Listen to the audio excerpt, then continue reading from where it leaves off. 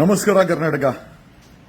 Direct ಆಗಿ ಸಬ್ಜೆಕ್ಟ್ಗೆ ಏನಂತಂದ್ರೆ, public TV Ranganna defamation case ಹಾಕ್ತೀನಿ ಅಂತ ತನ್ನ ಇದನ್ನು ಪಬ್ಲಿಕ್ ಟಿವಿ ಚಾನೆಲ್ ಅಲ್ಲಿ ಹಾಕೊಂಡಿದ್ದಾನೆ.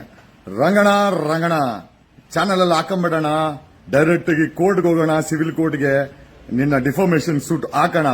ಯಾಕೆ ಅಂತಂದ್ರೆ ನೀನ್ ಹಾಕಿದ್ರೆ ನಾನು ಡಾಕ್ಯುಮೆಂಟ್ ಪ್ರೊಡ್ಯೂಸ್ ಮಾಡಕ್ಕಾಗದ್ದು. You should welcome me with the documents. Come on Ranganna, come on. ಬೇರೆ ಯಾರು ಅನ್ಕೊಂಡ್ಬಿಟ್ಟಿದ್ಯಾ? ಕುಮಾರಸ್ವಾಮಿ ಅನ್ಕೊಂಡ್ಬಿಟ್ಟಿದ್ಯಾ ಎದುರ್ಸಕ್ಕೆ?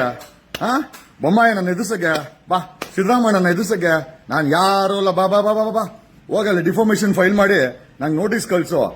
ನಿಂದ ಗಾನ, ನಿನ್ನ ನಿಜವಾದ ರೂಪವನ್ನ ಕರ್ನಾಟಕಕ್ಕೆ ತೋರಿಸಿಲ್ಲ ಅಂತಂದ್ರೆ ಏನಪ್ಪಾ, ಅವಾಯ್ ಚಿಪ್ಲಿ ರಂಗಣ್ಣ, ಬೆನ್ಸು, ಬಂಗಾರದ ಮಣ್ಣು ರೆಕಾರ್ಡ್ ಮಾಡ್ಕೋ. ರೆಕಾರ್ಡ್ ಆಗ್ತಾ ಇದ್ದೀನಿ. ನಾನ್ ತೋರಿಸಿಲ್ಲ ಅಂತಂದ್ರೆ ಕೆಂಪೇಗೌಡನ ವಂಶದ ಜಗದೀಶ್ನೇ ಅಲ್ಲ. ಓಕೆ, ಯಾರು ಎದುರಿಸ್ತೀಯ ರಂಗಣ್ಣ? ಚಾನೆಲ್ ಅಲ್ಲಿ ಹಾಕೊಂಬಾರ್ದು. ಡಿಫಾಮೇಷನ್ ಕೇಸು ಸೂಟ್ ಹಾಕ್ಬೇಕಲ್ಲ, ಹೋಗ್ಬಿಟ್ಟು ಲಾಯರ್ ಬೇಕಾದ್ರೆ ನಾನೇ ಕೊಡ್ತೀನಿ.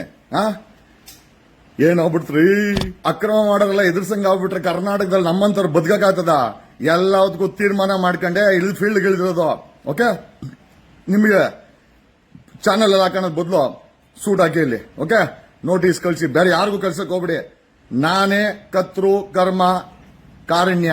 ಓಕೆ, ಈ ಎಲ್ಲದಕ್ಕೂ ಯಾವ ಚಾನಲ್ ಮೇಲೆ ಹಾಕೋಕ್ ಹೋಗ್ಬಿಡಿ. ನಿಂದ 100 ಕೋಟಿ ಇದೆಯಾ ಹಾಕು. ನಿಂದ ಎಷ್ಟು ಕೋಟಿ ಇದೆ ಅಂತ ನಾನು ತೋರಿಸ್ತೀನಿ. ನಿನಗೆ ತಾಕತ್ತಿದ್ರೆ 100 ಕೋಟಿ ಅಂತ ಹಾಕು.